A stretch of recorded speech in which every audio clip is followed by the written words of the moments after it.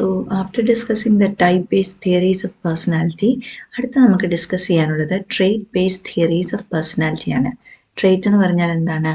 Trait എന്ന് പറയുന്നത് സ്വഭാവ വിശേഷതയാണ്. അപ്പം ഒരു വിശേഷ സ്വഭാവത്തെ അല്ലെങ്കിൽ സ്വഭാവങ്ങളെ ബേസ് ചെയ്തിട്ട് പേഴ്സണാലിറ്റിയുടെ തിയറീസ്, അതാണ് നമ്മളിനി ഡിസ്കസ് ചെയ്യാൻ പോകുന്നത്. സോ എന്താണ് ഈ ട്രേറ്റ് ബേസ്ഡ് തിയറീസ് എന്ന് പറയുന്നത്? Understanding personality through different traits, അതാണ് ട്രേറ്റ് ബേസ്ഡ് തിയറീസ്. ഇനി അടുത്ത് നമുക്ക് നോക്കാം trait based theories of personality. Trait എന്താണ്?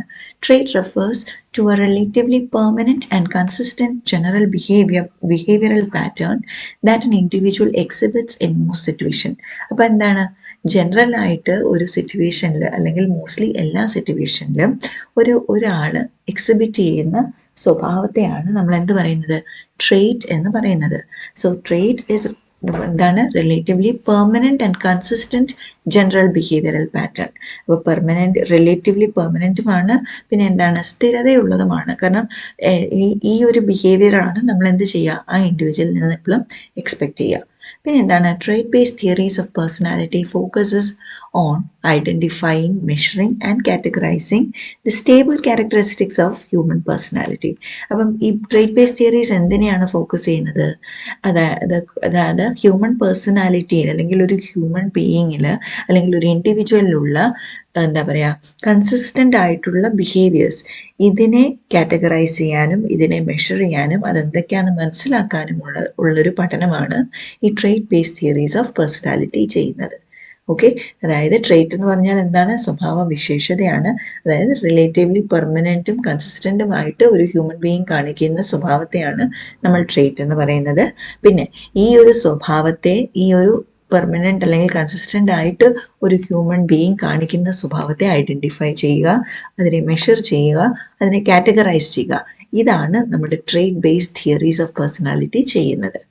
The trait approach assumes that the personality of an individual is a combination of different behavioral traits that can be discovered through continuous and objective observation of his behavior. അപ്പോൾ എന്താണ് trait approach പറയുന്നത്? Personality എന്താണെന്നാണ് പറയുന്നത്? It's A combination of different behavioural traits. അതായത് ഒരു behavioural pattern അല്ല, പല behavioural traits അല്ലെങ്കിൽ പല വിശേഷതകൾ കൂടിയതാണ് എന്ത്? ഒരു ഹ്യൂമൻ ബീയിങ്ങിൻ്റെ അല്ലെങ്കിൽ ഒരു ഇൻഡിവിജ്വലിൻ്റെ പേഴ്സണാലിറ്റി എന്ന് പറയുന്നത്. അപ്പം അത് എങ്ങനെ നമുക്ക് കണ്ടുപിടിക്കാമെന്നാണ്?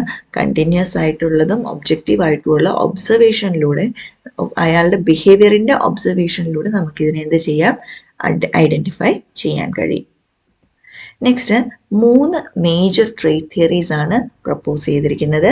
ആദ്യത്തേത് Eysenck's PEN model, next one Allport's trait model, മൂന്നാമത് കാറ്റ്ലെറ്റ് 16PF മോഡൽ. അപ്പം ഈ 3 ട്രേറ്റ് ബേസ്ഡ് പേഴ്സണാലിറ്റി തിയറീസ് ആണ് നമുക്ക് ഡിസ്കസ് ചെയ്യാനുള്ളത്. ആദ്യത്തെ ഏതാണ്? ഐസൻഗ്സ് പെൻ മോഡലാണ്.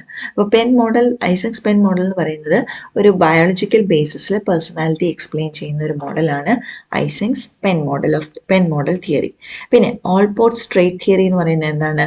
ഓരോ ഇൻഡിവിജ്വലിൻ്റെ ട്രേറ്റ്സും യുണീക്ക് ആയിരിക്കും എന്ന ഒരു ഫോക്കസിൽ പ്രപ്പോസ് ചെയ്തിരിക്കുന്ന തിയറിയാണ് എന്ത്? ഓൾപോർട്ട്സ് trait theory.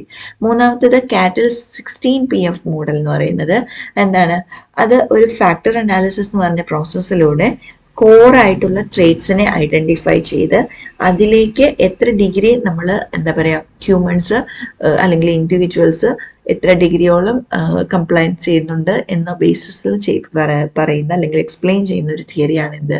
Cattles 16PF model of theory of personality എന്ന് പറയുന്നത്. നെക്സ്റ്റ് നമുക്ക് ഓരോ തിയറിയും നോക്കാം. ആദ്യം ഐസൻഗ്സ് പെൻ മോഡൽ നോക്കാം. ഐസൻഗ്സ് പെൻ മോഡൽ ഓഫ് പേഴ്സണാലിറ്റി. അപ്പം Hans ഐസൻക്, he lived from 1916 to 1997. He was a German-born British psychologist. Okay, and he developed this 3-factor model of personality. അപ്പം ഐസൻഗ്സ് theory എന്ന് പറയുന്നത്, ഐസൻഗ്സ് പെൻ മോഡൽ എന്ന് പറയുന്നത് തന്നെയാണ് എന്ത്? നമ്മുടെ 3-factor മോഡൽ ഓഫ് പേഴ്സണാലിറ്റി എന്ന് പറയുന്നത്. പിന്നെ എന്താണ്?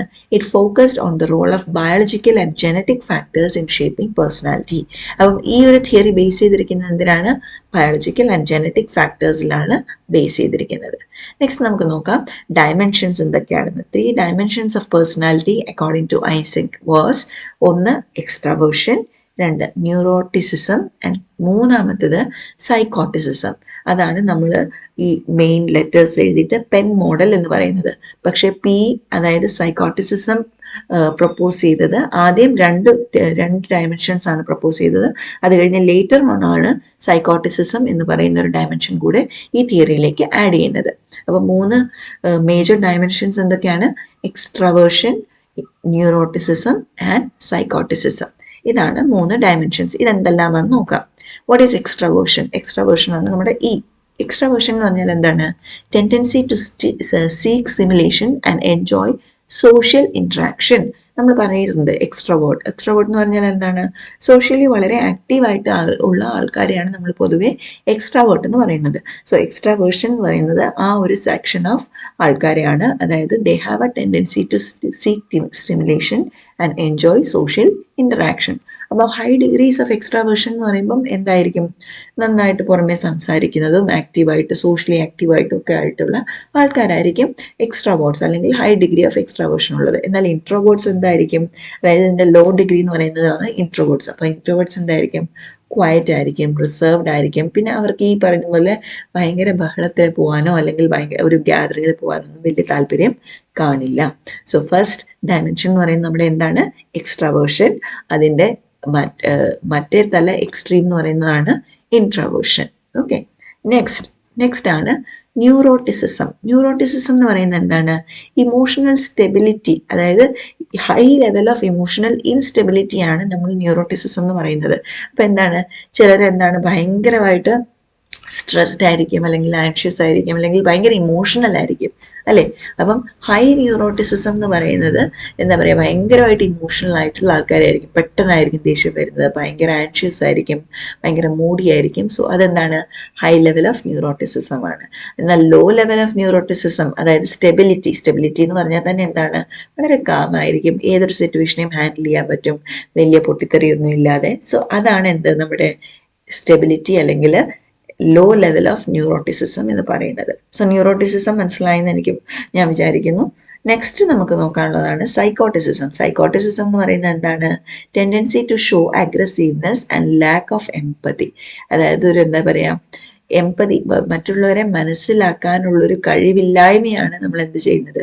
സൈക്കോട്ടിസിസം എന്ന് പറയുന്നത്. അതായത് അവരുമായിട്ടൊന്ന് താരതമ്യപ്പെടുത്താനോ അല്ലെങ്കിൽ ഒന്ന് മനസ്സിലാക്കാനോ ഉള്ളൊരു കഴിവില്ലാത്തത്. അതായത് ഹൈ സൈക്കോട്ടിസിസം ഉള്ള ആൾക്കാരെന്ന് പറയുമ്പോൾ എന്താണ്? അവർ ഭയങ്കര ഇമ്പൾസീവ് ആയിരിക്കും, അഗ്രസീവ് ആയിരിക്കും, ആൻറ്റി സോഷ്യൽ ആയിരിക്കും, അങ്ങനെയൊക്കെ. എന്നാൽ ലോ സൈക്കോട്ടിസിസം എന്ന് പറയുന്നത് എന്താണ്? അവർ എംപത്തറ്റിക് ആയിരിക്കും, കുറച്ചുകൂടെ കൈൻഡ് ആയിരിക്കും, ബാക്കിയുള്ളവരെ മനസ്സിലാക്കാൻ ശ്രമിക്കും, അവരുമായിട്ട് ഒത്തുചേർന്ന് പോകാൻ നോക്കും, റെസ്പോൺസിബിലിറ്റി ഏറ്റെടുക്കാൻ പറ്റും. സോ അതാണ് എന്ത്? Low level of psychoticism. അപ്പോൾ സൈക്കോട്ടിസിസം ആണ് നമ്മുടെ മൂന്നാമത്തെ ഡയമെൻഷൻ. പിന്നെ നമുക്ക് നോക്കാം പെൻ മോഡൽ എന്ന് നമ്മൾ പറഞ്ഞു, അല്ലെ? പെൻ മോഡൽ എന്ന് പറയുന്നത് എവിടുന്നാണ് കിട്ടുന്നത്? PEN. P stands for എന്താണ്? സൈക്കോട്ടിസിസം. E stands for extroversion and N stands for neuroticism. അപ്പം ഇങ്ങനെയാണ് അതിന് നമ്മൾ എങ്ങനെ പേര് കൊടുത്തത്? പെൻ മോഡൽ എന്ന പേര് കൊടുത്തത്. അത് 3 ഡയമെൻഷൻസ്, ഐസക് പ്രപ്പോസ് ചെയ്ത 3 ഡയമെൻഷൻസ് ഇൻക്ലൂഡ് ചെയ്തിട്ട്. So he created a model to classify personalities based on scores along with these dimensions. അപ്പോൾ ഈ ഡയമെൻഷൻസ് കൊടുത്തിട്ട് ഈ ഡയമെൻഷൻസിൽ ഓരോ ഇൻഡിവിജ്വലിനും കിട്ടുന്ന സ്കോർ അനുസരിച്ചിട്ടാണ് എന്ത് ചെയ്തിരിക്കുന്നത്? ഐസക് ഈ പെൻ മോഡൽ ക്രിയേറ്റ് ചെയ്തിരിക്കുന്നത്, അല്ലെങ്കിൽ പേഴ്സണാലിറ്റിയെ ക്ലാസിഫൈ ചെയ്യാൻ ശ്രമിച്ചിരിക്കുന്നത്. The model is hierarchical with specific behaviors at the base and general traits at the top. അപ്പോൾ ഇതൊരു ഹൈറാർക്കിയൽ മോഡലാണ്. ഓക്കെ, അപ്പോൾ എന്താണ്? സ്പെസിഫിക് ആയിട്ടുള്ള ബിഹേവിയർ ആണ് ഏറ്റവും ആദ്യം ഉണ്ടാവുക, അല്ലേ? ഈ സ്പെസിഫിക് ബിഹേവിയറിനെ പിന്നെ എന്താണ് നമ്മൾ ചെയ്യുന്നത്? ഈ സ്പെസിഫിക് ബിഹേവിയർ ആണ് നമ്മുടെ ഹാബിറ്റ്സ് ആയിട്ട് മാറുന്നത്. അപ്പം ഈ ഹാബിറ്റ്സ് മാറിക്കഴിയുമ്പം, അതായത് നമുക്ക് ഒരു സെറ്റ് ഓഫ് ബിഹേവിയേഴ്സ് ഉണ്ട്, സ്പെസിഫിക് ബിഹേവിയേഴ്സ് ഉണ്ട്. ഈ സ്പെസിഫിക് ബിഹേവിയേഴ്സ് പോകെ ഹാബിറ്റ്സ് ആയിട്ട് മാറും. ഈ ഹാബിറ്റ്സ് എന്താവും? നമ്മുടെ സ്വഭാവത്തിൽ തന്നെ ഇൻക്ലൂഡഡ് ആവും, നമ്മുടെ ട്രെയ്റ്റ്സ് ആകും. ഈ ട്രെയ്റ്റ്സ് ആണ് പിന്നെ നമ്മുടെ എന്താകുന്നത്? സൂപ്പർ ഫാക്ടേഴ്സ് അല്ലെങ്കിൽ ജനറൽ ട്രെയ്റ്റ്സ് ആയിട്ട് ഒരു പേഴ്സണാലിറ്റി അല്ലെങ്കിൽ ഒരു ഇൻഡിവിജ്വലിനെ ഡിഫൈൻ ചെയ്യാൻ പോകുന്നത്. സോ അങ്ങനെയാണ് ഹൈറാർക്കി ആയിട്ട് ഈ ഒരു മോഡലിനെ നമ്മൾ എക്സ്പ്ലെയിൻ ചെയ്യുന്നത്. സോ 3 ലെവൽസ് ഉണ്ട്. അതാണ് നമ്മളിപ്പോൾ പറഞ്ഞത്. ആദ്യം എന്താണ്? സ്പെസിഫിക് റെസ്പോൺസ് ഉണ്ട്, അതായത് നമ്മൾ ചെയ്യുന്ന കാര്യങ്ങൾ അല്ലെ, ആക്ഷൻസ് ഉണ്ട്. ഈ ആക്ഷൻസ് എന്തായി? കൺസിസ്റ്റന്റ് ബിഹേവിയേഴ്സ് ആവും, അതായത് ഹാബിച്വൽ റെസ്പോൺസ് ആവും, ഹാബിറ്റ്സ് ആവും. ഓക്കെ, കൺസിസ്റ്റന്റ് ആയിട്ട് ബിഹേവ് ചെയ്യാൻ തുടങ്ങും നമ്മൾ. പിന്നെ എന്താണ്? ഈ ഹാബിറ്റ്സ് ആണ് നമ്മുടെ എന്താകുന്നത്? ട്രെയ്റ്റ്സ് ആവുന്നത്. ട്രെയ്റ്റ് എന്ന് പറയുന്നത് തന്നെ എന്താണ്? വിശേഷതകൾ അല്ലേ, ബിഹേവിയറൽ പാറ്റേൺ ആവുന്നത്. ഈ പാറ്റേൺസിനെയാണ് പിന്നെ നമുക്ക് എന്ത് ചെയ്യാൻ പറ്റുന്നത്? ഈ ഒരു 3 ഡയമെൻഷൻസിൽ ക്ലാസിഫൈ ചെയ്ത് നമ്മുടെ ഒരു പേഴ്സണാലിറ്റിയെ നമുക്ക് എന്ത് ചെയ്യാൻ പറ്റുന്നത്? ഐഡന്റിഫൈ ചെയ്യാൻ പറ്റുന്നത്. സോ ഇതാണ് അതിൻ്റെ ഒരു ലെവൽ ഓഫ് ഹയറാർക്കി. അപ്പോൾ എങ്ങനെയാണ്? ആദ്യം സ്പെസിഫിക് റെസ്പോൺസ് ആണ്, ഈ റെസ്പോൺസ് പിന്നെ ഹാബിറ്റ്സ് ആകും, ഹാബിറ്റ്സ് പിന്നെ ട്രെയ്റ്റ്സ് ആകും, ട്രെയ്റ്റ്സ് പിന്നെ എന്ത് ചെയ്യും? നമ്മുടെ ഈ പെൻ മോഡലിലെ സൂപ്പർ ട്രെയ്റ്റ്സുമായിട്ട് നമുക്ക് അസോസിയേറ്റ് ചെയ്യാൻ പറ്റും. നെക്സ്റ്റ് ഇതിൻ്റെ കീ മോഡൽസ് നമുക്കൊന്ന് ഒരുമിച്ച് പറയാം, സമ്മറൈസ് ചെയ്യാം. എന്താണ്? ഐസെങ്സ് പെൻ മോഡലാണ്. ഇത് ഫോക്കസ് ചെയ്യുന്ന എന്താണ്? ഒന്നാമത് ഇത് ബയോളജിക്കൽ അല്ലെങ്കിൽ ഹെറിഡിറ്ററി ബേസ്ഡ് ആയിട്ടാണ് എക്സ്പ്ലെയിൻ ചെയ്യുന്നത്. ഇത് ഫോക്കസ് ചെയ്യുന്നത് 3 ഡയമെൻഷൻസിലാണ്. ഏതൊക്കെയാണ് 3 dimension? Extraversion, neuroticism and psychoticism. പിന്നെ എന്താണ്? ബയോളജി ആൻഡ് ജെനറ്റിക്സ് ആണ്. ജെനറ്റിക്സിൽ ബേസ് ചെയ്ത തിയറിയാണിത്. And this theory remains influential in psychology. അപ്പം ഐസങ്കിന്റെ ഒരു കോട്ട് കൂടെ പറയാം. എന്താണ് ഐസങ്കിന്റെ quote? Personality is determined more by biology than by environment. അപ്പം ഐസങ്ക് ബിലീവ് ചെയ്തിരുന്നത് personality is determined more by biology than by environment എന്നുള്ളതാണ്.